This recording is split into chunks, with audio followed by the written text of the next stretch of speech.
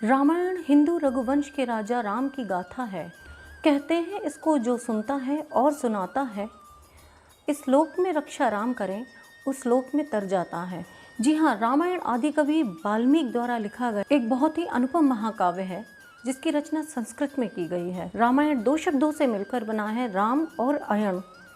राम का अर्थ तो राम ही है और अयण का अर्थ है यात्रा, यानी कि वह महाकाव्य जिसमें राम नाम की यात्रा हो, वो है रामायण। अगर इसके रचना काल की बात करें, इसको 31वीं ईसा पूर्व में लिखा गया, लेकिन वर्तमान शोधकर्ताओं के अनुसार रामायण को 1400 ईसा पूर्व में लिखा गया। वाल्मीकि रामायण के 3000 साल बाद गोस्वामी तुलसीदास जी ने रामायण की दोबारा रचना की, जिसको रामचरितमानस के रूप में जाना गया, और इसे उन्होंने अवधी भाषा में लिखा। रामायण का सीधा संबंध त्रेता युग से है और रामायण में जो महत्वपूर्ण युद्ध रहा, यानी कि राम और रावण के बीच का युद्ध रहा, उसका काल करीब 8 दिन माना जाता है। वो करीब अश्विन शुक्ल पक्ष की तृतीया से शुरू होकर दशवीं तिथि तक रहा और दशवीं तिथि को रावण के वध के रूप में ये युद्ध समाप्त हुआ। जैसा कि हम सबको ज्ञात है कि भगवान श्री कृष्ण ने सबको ये बताया कि वो एक आदि शक्ति हैं, वो भगवान हैं, पारलौकिक शक्ति हैं। लेकिन कहते हैं कि प्रभु श्री राम ने कभी किसी को यह एहसास नहीं होने दिया कि वो भगवान हैं या पारलौकिक शक्ति हैं। लेकिन रामायण में कुछ प्रसंगों की अगर चर्चा करें तो ऐसा एहसास होता है कि उन्होंने अपने पारलौकिक शक्ति होने के एहसास कहीं ना कहीं दिए हैं। खरदूषण के युद्ध की बात करें तो उस युद्ध की सेना में हर जो सिपाही था वो एक दूसरे को राम के रूप में दिखने लगा था, यानी कि उस युद्ध में, खरदूषण युद्ध में चारों तरफ राम ही राम थे। तो इससे उनका ये चमत्कारिक रूप समझ में आया कि वो पारलौकिक शक्ति थे। उन्होंने इस बात को कहीं ना कहीं दर्शाया है। यदि रामायण के प्रेरक प्रसंगों की बात की जाए तो जब राम और रावण युद्ध हो रहा था और जब रावण मृत्युशैया पर था, तो चूंकि रावण एक बहुत प्रकांड विद्वान था, जब प्रभु श्री राम ने लक्ष्मण से कहा जाओ रावण से जाकर शिक्षा लो, तो लक्ष्मण जो है वो रावण के सिरहाने जाकर बैठ जाते हैं। तो रावण चूंकि एक महान विद्वान था, तो लक्ष्मण जी से प्रभु श्री राम ने कहा कि चरणों की तरफ बैठो। इसका जो कारण था तो ये बताया कि शिष्य जो है उसका स्थान हमेशा गुरु के चरणों में होता है और उस वक्त लक्ष्मण जो है शिष्य समान ही थे। दूसरा, ज्ञान देने वाला और ज्ञान लेने वाला हमेशा आमने सामने ही होते हैं। तो लक्ष्मण जी जब रावण के चरणों के बैठ जाते हैं, यानी कि रावण के सामने बैठते हैं उससे ज्ञान लेने के लिए, तो रावण ज्ञान के रूप में सबसे पहले यही कहता है कि हमेशा अच्छे काम को करने में कभी वक्त नहीं लगाना चाहिए और बुरे काम को हो सके जितना ज़्यादा हो सके टालना चाहिए और ना करने की कोशिश करनी चाहिए, क्योंकि उसका सपना था कि वह समुद्र का जल मीठा कर दे और स्वर्ग तक के लिए सीढ़ियाँ बना दे। लेकिन ऐसा कार्य करने के लिए वह सोचता रहा और माँ सीता का अपहरण करने में उसने बिल्कुल भी विलम्ब नहीं, बिल्कुल भी देर नहीं की, और इसका परिणाम जो हुआ वो उसके लिए और राक्षस कुल के लिए महाघातक सिद्ध हुआ। तो इसलिए उसने लक्ष्मण जी को ये शिक्षा दी कि अच्छे कार्य को करने में विलम्ब ना करें। तो जैसा कि हम जानते हैं कि रावण महाज्ञानी था, पंडित था, विद्वान था, और उससे शिक्षा लेने के लिए प्रभु श्री राम ने लक्ष्मण जी को स्वयं उसके पास भेजा था।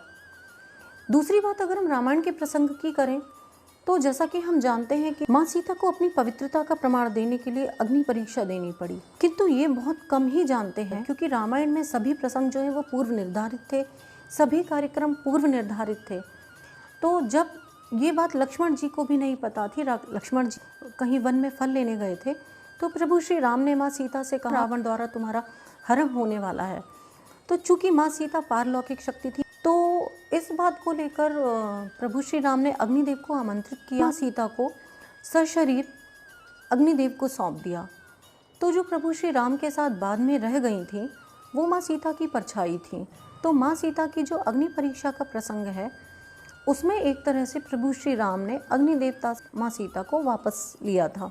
ये भी कहते हैं कि रावण के युद्ध में जो वानरों की संख्या थी वो 18 पद थी, जो कि हिंदू धर्म में एक बहुत बड़ा आंकड़ा माना जाता है। शबरी के प्रसंग के बारे में हम सभी जानते हैं कि जब शबरी जो है वो भगवान राम की बहुत बड़ी भक्त थी, शबरी के गुरु मतंग ने उन्हें आशीर्वाद दिया था कि तुम्हें भगवान श्री राम अवश्य एक दिन दर्शन देंगे।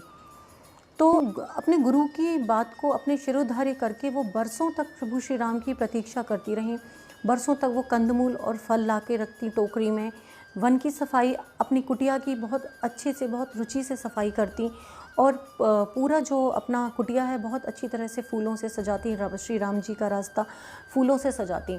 तो प्रभु श्री राम जी उनकी इस भक्ति से, उनके इस प्रेम भाव से बहुत प्रसन्न हुए और शबरी को दर्शन देने आए। तो शबरी ने कहा कि प्रभु, मैं आपकी भक्ति, आपकी सेवा किस तरह से करूं? मेरे पास आपकी सेवा के लिए कुछ नहीं है। बस वो एक एक फल अपने मुंह से जूठा करके प्रभु श्री राम जी को खिलाती, एक एक बेर। तो भगवान ने कहा कि हम तो सिर्फ भक्ति भाव और प्रेम भाव के भूखे हैं। सिर्फ जो मुझे प्रेम से बुलाता है मैं उसके पास तुरंत पहुंच जाता हूं। और इस बात का भी वर्णन सुनने को मिलता है कि उन्होंने ये भी कहा है कि जो सिर्फ प्रेम से और भक्ति भाव से मेरा नाम ही लेता है, मैं उसके सारे दुख हर लेता हूँ और उसको भव बाधा से पार कर देता हूँ। ऐसे ही हमारे रामायण के प्रेरक प्रसंग, जिसका हर प्रसंग अपने आप में एक प्रेरणा का स्रोत है। तो अगर हम अपने पुराने धर्म ग्रंथों, हिंदू धर्म ग्रंथों के बारे में कहें तो रामायण का नाम जो है वो सर्वोपरि है। वेद पुराणों में रामायण सर्वश्रेष्ठ है, एक पवित्र ग्रंथ है जिसका प्रभु श्री राम का नाम लेने से ही कहते हैं कि मुक्ति मार्ग खुल जाता है इंसान के लिए।